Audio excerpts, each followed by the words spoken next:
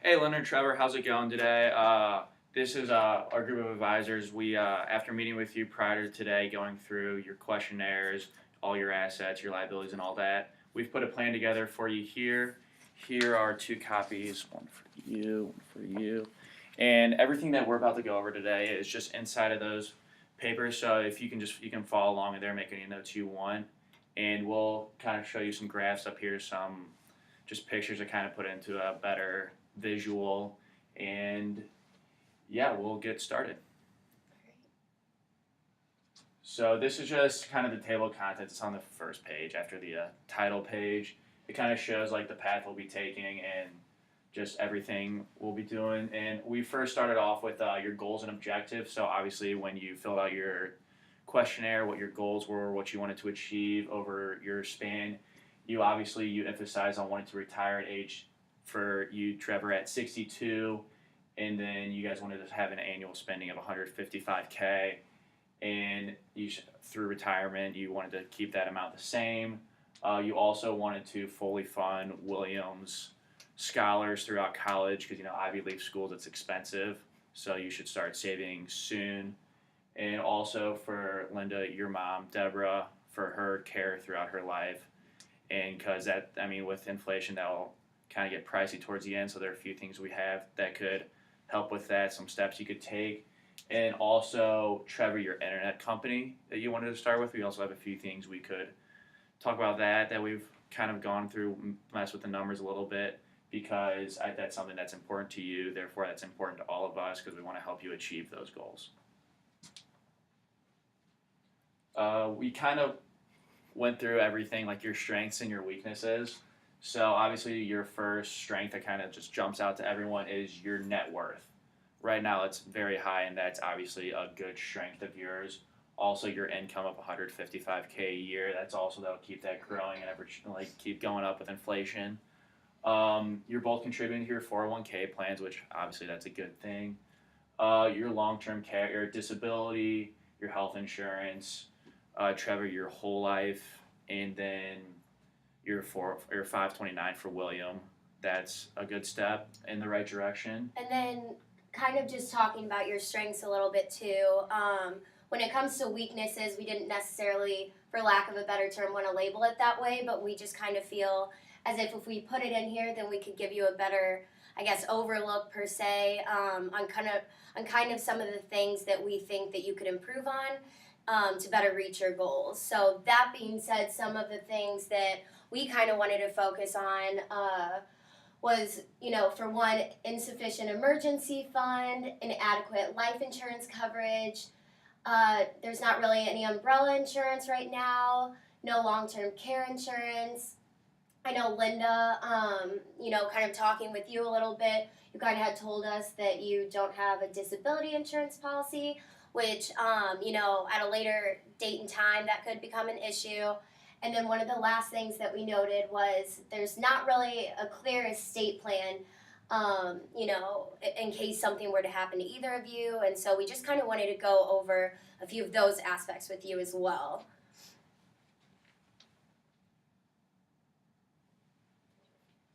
Yeah, so just the next thing to just kind of go through just some of the fundamentals that you guys had started to do was your debt accounts for about 29.9% of your annual income, which is just awesome. That's just awesome. And then your living expenses only account for 22.58, which is really great as well.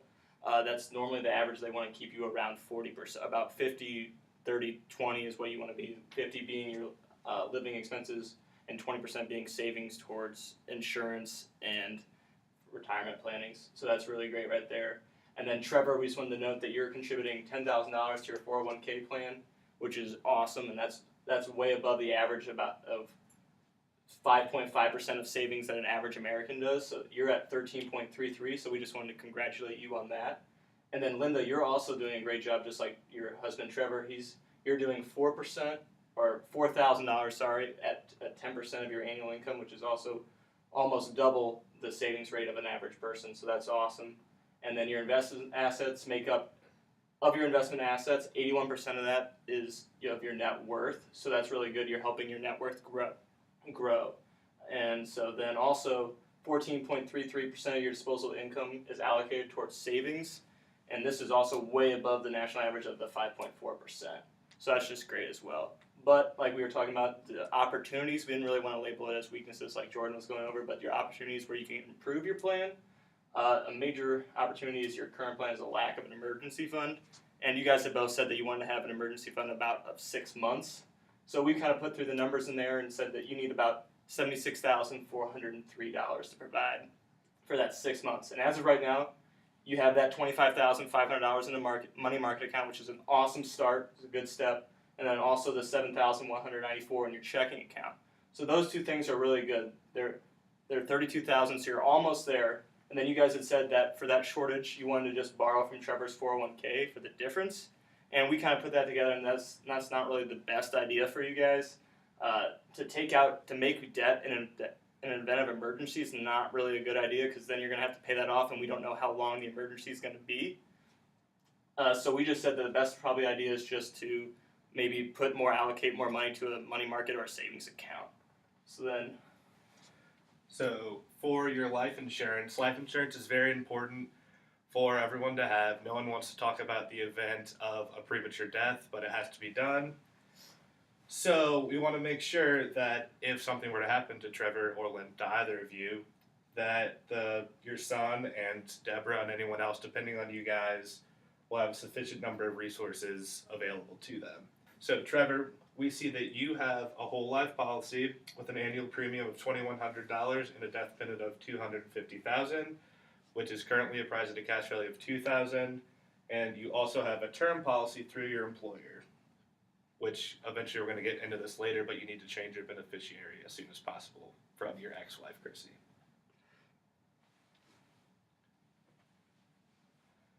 Linda, I see you also have a group term policy through your work with a death benefit of $40,000, which is right around where you make for a year.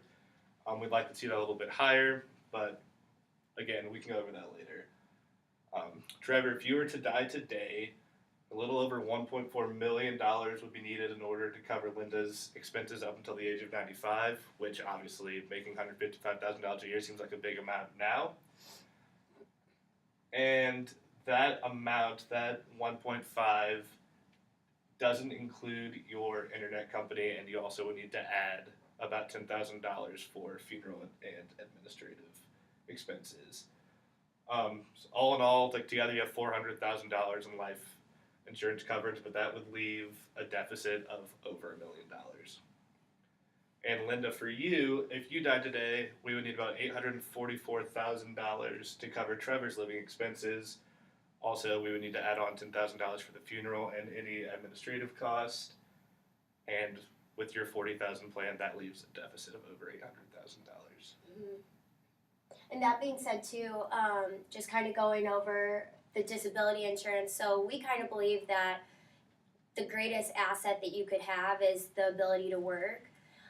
So I guess kind of in terms of that, Connor, do you want to kind of touch on disability insurance part for them and kind of explain, why we kind of feel the importance of it, in a sense that if one of you were to become disabled or unable to work, unfortunately, a lot of lifestyle changes could happen, and we know that we just want to make sure that you're staying in the realm of the same lifestyle that you have been able to be living thus far. So do you just kind of want to touch on that a little bit? Yeah, for absolutely. them? So like she was saying, the main asset people have is they think it's like their car, their house, and all that, but it's not. It's like your ability to generate income, to bring money in, and to be able to pay the bills for all your expenses. And if you're disabled and can't work, you can't do that. So in Trevor, we did the numbers, and if you were to become disabled in the rest of your work life, you would have a shortcoming of just over $81,000 for that first year. And I mean, that would be hard because no offense, Lena, he brings in the majority of the income, and it would be hard to suffice if that would just be cut off. So that's where the importance of disability comes in, or disability insurance. So it may seem like a small amount that first year, like $81,000, you could probably survive and keep going. But as inflation, as the years go on, the expenses keep building, things get more expensive, and then that's where it would get hard. And in the 30th year, just as a projection, that shortcoming would be just over $190,000. So that price can get pretty high. So that's the importance of disability insurance. And Linda, if you were to become disabled as well and weren't be able to work your job and bring income in, there would be a shortfall of of only $40,000. So still, that would be hard, and that'd be a hit to your current lifestyle and kind of set you guys back a little bit. And that's also where the importance of the emergency fund comes in. Mm-hmm. So that's something where you guys don't really have worked in. We'll touch on that a little more as we continue through, but it's one of those, just like if an unexpected like injury comes up or an illness comes up and you have to take off a week or a few weeks, you'll be able to account for that with that money, and you'll be able to take out of that emergency fund. So that's why it's important to have that and save. And it's something that's very important, and we would highly recommend that you get that. But we'll also talk about that in a little bit once we get down to the recommendations and things that we would change from your current plan. And another thing that comes along that same topic is long-term care. So the main thing you guys said in one of your goals was to take care of Deborah. And obviously that's something where it's not an immediate expense now, but sort of down the line that'll become more into your realm of your life, and things will get more expensive. You'll have more expenses coming your way. So, and especially with Deborah for being her age and things can get expensive, like I said, I think purchasing long-term care insurance for her would be beneficial, but also for yourselves too, because right now you guys are in good health, you're young, you have a long life ahead of you, those prices will be cheap. So I think right now would be the right time to look into that, and we can touch on that again here in a little bit once we get more in depth and start looking at numbers, but just as like a general overview right now, that's important to talk about, just to think about. Especially too, I know, we kind of talked about it a little bit with you guys in our previous meeting, but also, when it gets to that point of life, some people would like to, live at home and have a caretaker, or, there's different nursing homes that offer different amenities. And so that being said, we think it's a really important thing to talk about with you all, which is why we kind of put it in here and feel that we should really have that discussion with you. So right now you guys have a pretty good homeowners policy for your house right now. You are endorsing for replacement of your personal property that you have, like the grandfather clock, Trevor, that your father gave to you. So that's awesome that you already have that covered, because that's very important in case that would get stolen or damaged in any way. And then so right now, investments. So we took a look at your questionnaire, and right now, due to the large percentage of stocks in your portfolio, you have a much higher risk tolerance than other investors, and that's mostly because of your age. You're really young, you have a lot of time until retirement. We know that's probably far off in the future for you, but that's only about 30 years. Think how fast this first 30 years went. Next one's just going to be even faster, so that's just still very important to be thinking at. And especially you want to retire at a younger age at 62. So your portfolio allocation right now, your total investment assets plus cash and equivalents are worth about $828,000, which is awesome. Your current portfolio allocation is 6% cash, 14% of fixed income, which is like long-term bonds, the municipal bonds that you guys have, and 80% U.S. equity stocks.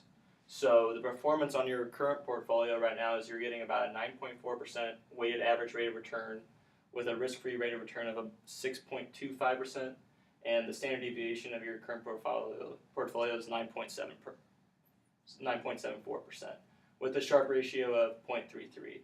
And really those are just a bunch of numbers that, we can put apart, probably don't really mean much to you, but they're pretty good. And then so like the Sharpe ratio, what basically that means is that for every standard deviation of 1%, your portfolio will rise the 0.33% in excess of the risk-free rate of return.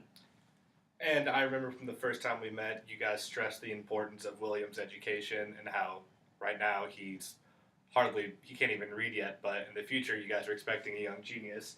So we know that you guys want him to attend an Ivy League school for his undergraduate studies and then hopefully move on to a top law school.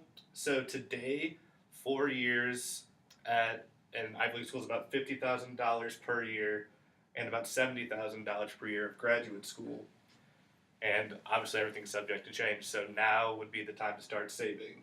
So once your son is a freshman at Harvard or Yale or wherever he wants to be, maybe he'll be an Oxford man.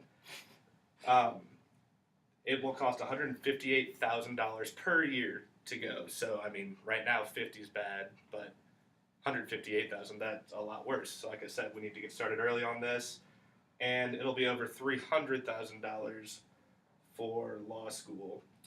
So you have a couple options here on like how you want to start saving if you choose to start saving. So for undergrad, you can either begin saving about $1,580 per month, or you can set aside $250,000 right now, which that might be kind of tough, so the monthly thing could be a better option. And then for graduate school, you can start setting aside $1,416 per month or a lump sum of $282,000. And we understand that looking at those numbers right now may seem, Daunting. yeah. Overwhelming. Right. But we just think, having those numbers in place, kind of showing you, how much Ivy League schools cost and so on and so forth. It's just a really good time to start thinking about saving for college now. And you guys have already done a good job with opening up a 529 plan, so that's awesome. Yeah. You're moving in the right direction so far. Okay, so a little bit about the income taxation that we kind of wanted to talk to you guys about is although you are, married filing jointly, the tax rate for you guys is still at 25%, which is pretty high. So that being said, it's kind of broken into two different sections, the federal and state. And along those lines, as we understand that you're both contributing to your employer-sponsored plans, but definitely knowing each year how much, the tax rate is for you all, definitely trying to put some money aside too, in order so when that tax time comes around every April, that it's not like you're trying to stress and get all this money together. You're setting aside money on a monthly basis for the most part, just so that you're fully prepared, so there's not a big hurdle that you have to jump over every year. So that's kind of what we wanted to touch on a little. So obviously, if you both have more questions on that, we have no problem answering that, and we could definitely, give you some contact information if you want to, a possible lawyer or something, if you want to get more into depth when it comes to your taxes and tax planning and everything along those lines too. And I'm about to touch on your retirement preparation. So when we talked to you guys prior in our first meeting, one thing you guys stressed about is how you don't want to you want to live without Social Security benefits. And so that's something that we respect, and we want to help you achieve your goals in any way you would want. But also our job is to show you like different options and ways how Social Security benefits can help you achieve the goals that you want to achieve in the future. So we kind of put in the numbers. So if you were to receive a yearly, Trevor, you'd receive a yearly benefit of a little over $28,000, and Linda, you would receive just a little under $19,000. So clearly that's a large. You would take those once you each turn 67 years old upon retirement, and clearly that's a large amount of money coming up, just unearned income coming your way. So that's definitely something to think about. Like, we respect that you initially don't want to do that, but it could open up more doors for you guys in the future and take a little burden off yourselves for expenses and just help you out, because it's free money.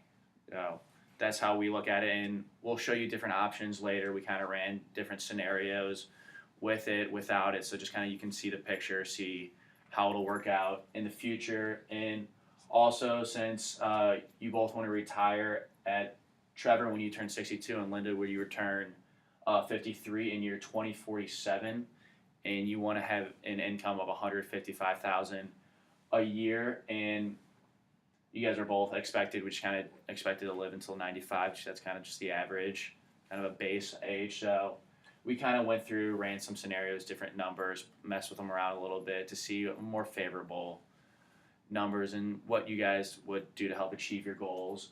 And also to touch on retirement, your estate planning, because that's kind of the same thing to start talking about around then. Obviously, it's something you don't want to think about now, and it's hard to think about, but it's something that in case of an emergency, if anything were to happen to one of you, God forbid, it's something that you should have in line to make like things run a little bit easier for the people you leave your estate and your money behind to. So, with current estate laws in place, the estate tax threshold for 2017 is $5.49 million, and this fluctuates every year. It just goes up and down. Next year it'll probably raise a little bit, but nothing substantial.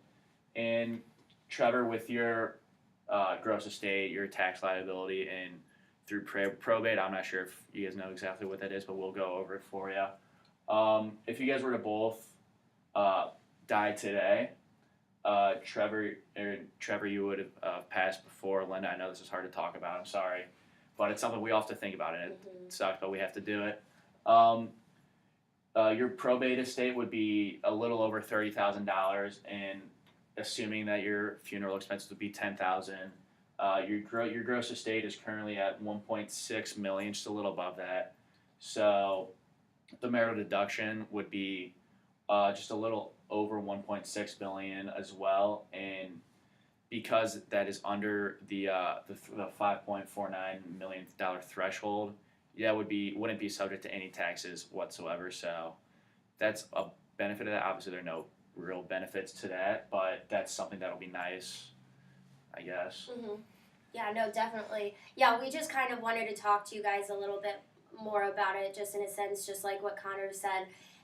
Having these plans in place, when it comes to a time of death, it just makes things, like he said, go, a lot more smoother, and also it can become a really costly and timely, time per se, when a death happens to occur in the family. So just kind of wanted to touch on that with you guys, give you guys some numbers to look over. And like Connor had said too, we can go more into depth on that too at a later time as well. But I guess we'll move on to some of the recommendations that we have for you all. Should we show the Money Guide Pro, just kind of where they have now? Oh yeah, that's a good idea. So the website we used to run all the numbers, we plugged in all your information, all your goals, what you wanted, and it's called Money Guide Pro. So here it kind of, after everything, press click here in the top. So the first thing right now is, so you guys currently, when you wanted to retire at Trevor, you turned 62, and Linda, you turned 63. This is the one where this is no Social Security, correct? No, this is with Social Security. So this is the scenario we ran if you were to receive Social Security benefits, and we also ran one without Social Security. So we'll show you that. We'll compare it here in a second to kind of compare the two. So to receive all your goals and for it to kind of work out to be at a successful rate, we have it at, you both retire 3 years later. So Trevor, that's 65 for you and 56 for you, Linda. And then kind of going down to your goals specifically. So you wanted to have an income of $155K. This would lower a little bit to $126,000. So not bad. Obviously, still, this is in today's dollar too, so it'll rise with inflation and all that. So obviously, it's something that's still doable, very doable. Probably the biggest drop was in Williams Law School savings.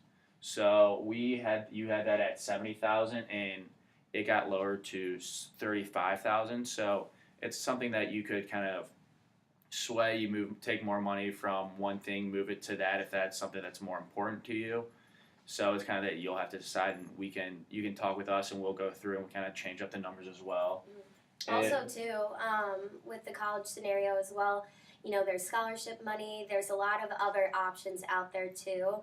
So I don't want you guys to look at this and kind of start to freak out about his savings, because we understand how important education is to most people, and especially to you all. But just wanted to throw that out there, that there are other ways to pay for college, and, there's tons of different programs that really help, I guess, lower the price of tuition these days. Make it easier on you. So there are things that you look into once you get closer to that day. So right now it's just very broad. We're just kind of going with the numbers that were given to us through, we kind of did some research on the website, see what it costs, kind of average them out. So there are obviously a lot more things you can do once you get down there. And we know you stressed that you didn't want William to work during college, and just really stress on just focusing on his education. So, government student loans are awesome. He can use those, especially if he's going to be able to, if he goes to attend a top law school, he'll definitely be able to pay those off. We know that you don't want him to have a lot, but paying for a little bit over 50% of his loans is still, or not his loans, but his education in general is still really good. So, And then also to kind of touch on the undergrad, that decreased almost in half from 55 to 27. So again, that's just one number we wanted to show it to you, see how you felt about it, and then we can go back and change it, kind of fluctuate to more of a desirable option from your standpoint. And also for your wants, Trevor, your start and your internet company, we locked that 425,000 price, and at that, so it wouldn't change at all. However, we kind of estimated when you would wanted to start that, and we said it said 3 years, but we are increasing it to just 20 to increase it from 3 years to 7 years. So just wait 7 years instead of the 3, but you can still spend the. You said that you needed about 425,000, so we kept that at how much you wanted to start that business. And then also Deborah's care, we didn't want to change that at all because we know that that's pretty obviously fixed. your mom, you very much care about that. So we kind of kept that where it was at. Yeah. And then we know that you guys really wanted to, build the dream home on that lot that you guys currently have.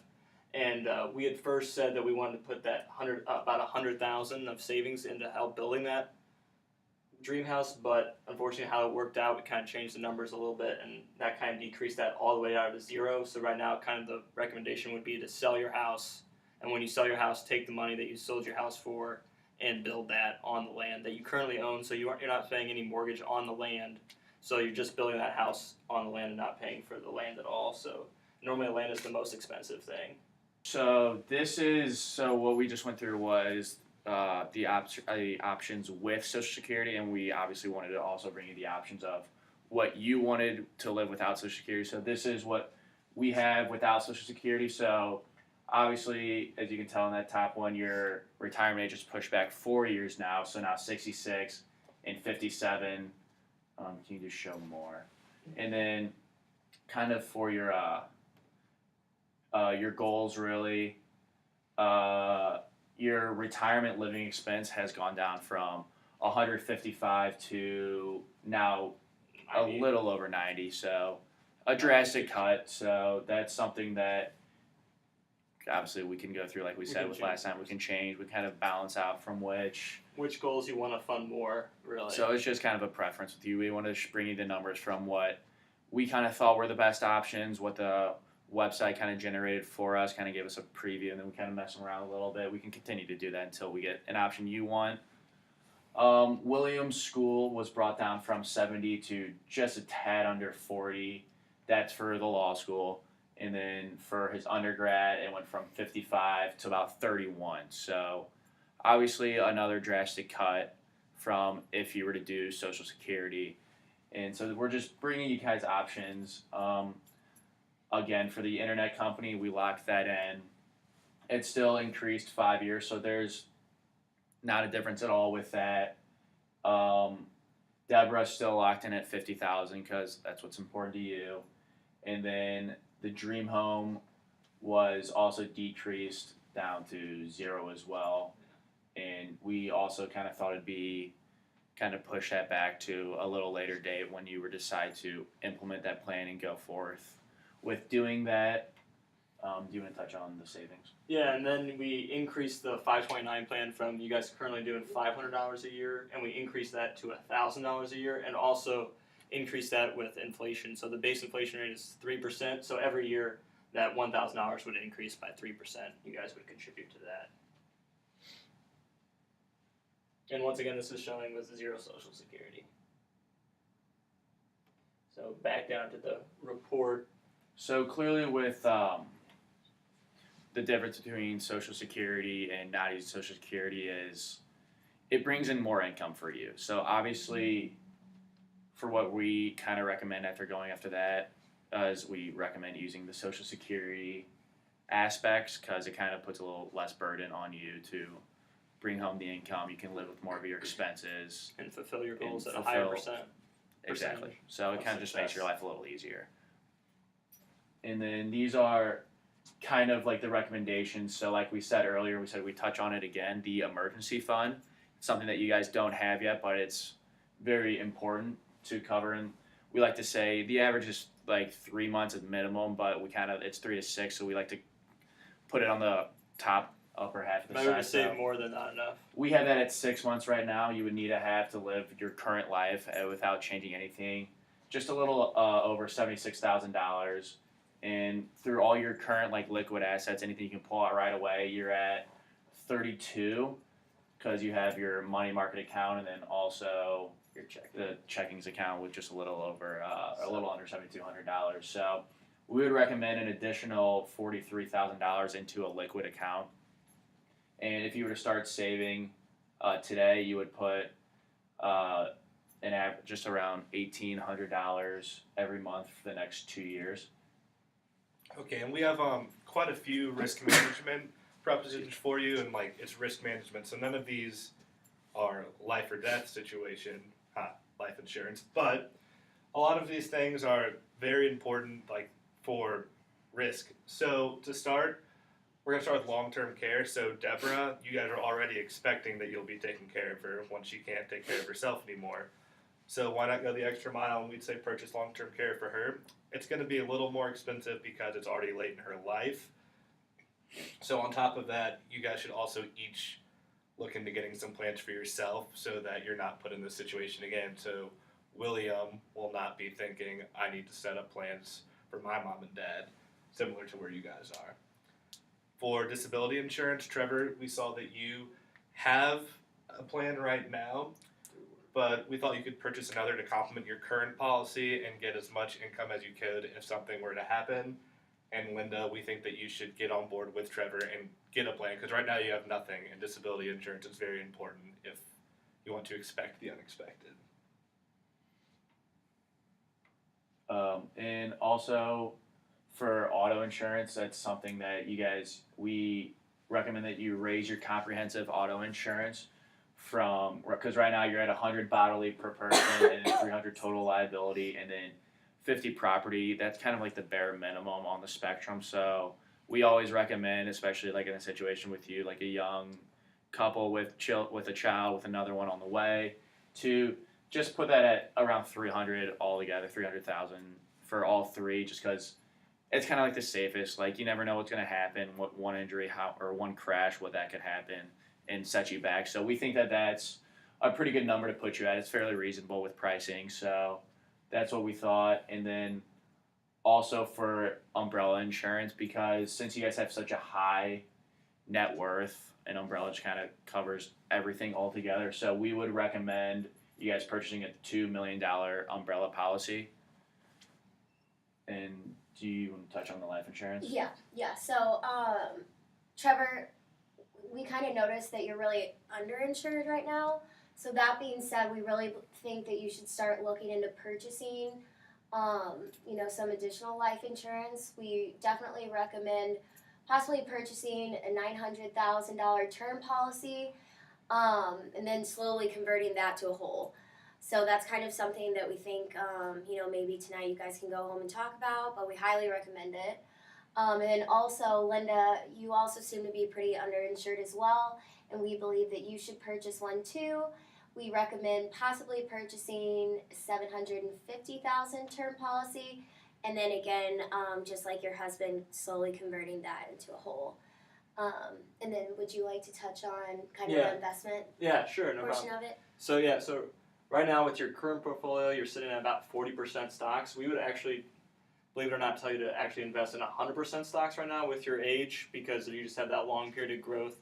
And I know the market goes up and down, but we all know that over a span of time, the only way it's gone up is just gone up in a graph, even though it goes up and down in short periods of time. Over the long run, it's going up. So broken down, you would be broken into about 8% international emerging stocks, 36% large cap value stocks, 25% large cap growth stocks, 14% small cap stocks, and 17% international development stocks. And then also with education, like you saw in the plan, we said that we would recommend you increasing from $500 a year to about $1,000 a year, increasing with inflation. And then for your retirement preparation, right now both you and Trevor should actually work an extra 4 years, pushing your guys' retirement just to look back a little bit to 60 at age 66 for you, Trevor, and 57 for you, Linda. And we also recommend increasing, Linda, your contribution to your 401k with your employer from $4,000 to about $8,000. And then you should also convert both of your 401ks to a Roth IRA. And then, Travis, do you want to touch on estate planning? Yes. So neither of you guys will have to do much for estate planning because, like, once you get everything else in place first, like life insurance stuff, it kind of goes for itself after you name your beneficiaries and everything. But we think that you do, like, once everything's in order, you do need to appoint a durable power of attorney so that if one of you were to become deceased and all of your assets would just be floating in the air, besides obviously your named beneficiaries of things, that we would know where your money was going. Also, a huge advantage of estate planning is to pass probate. So we talked about it a little bit earlier. That's a long legal process that can be avoided if, under an estate plan, you have named beneficiaries of where your money is going. Your assets. And right away, Trevor, again, you need to take your ex-wife off of your group term policy and appoint it to somebody else. Appoint it to Linda. Linda or William. Mm-hmm. And then also with the power of attorney, you guys should make each other. Trevor, you should make Linda, and Linda, you should make Trevor. And then also, just in case, God forbid, at the same exact time you both would go, power attorney to probably Deborah, we would probably recommend. She seems to probably the most intrigued with the family. She takes care of William at sometimes, so I think we both recommend that she would probably be the best one to take care of you guys. And we've added